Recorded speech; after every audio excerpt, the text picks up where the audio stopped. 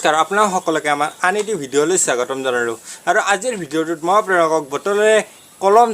থব পৰা এটা সাধাৰণ বস্তু বনাই দেখুৱাম গতিকে ভিডিঅ'টো শেষলৈ চাই থাকিব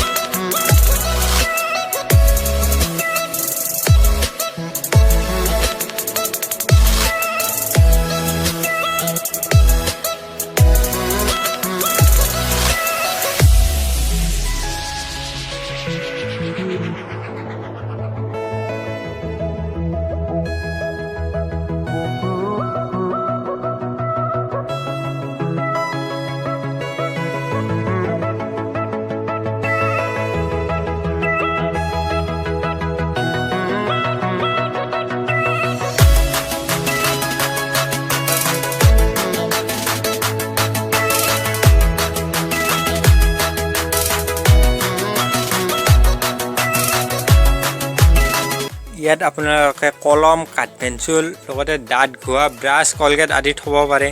আৰু ইয়াৰ তল ভাগটোত সৰু সৰু কিছুমান বস্তু থব পাৰে যেনেকুৱা আঠা পেন ড্ৰাইভ জুম মেচিন লবৰ ইত্যাদি এনেকুৱা ধৰণৰ বস্তু থৈ দিব পাৰে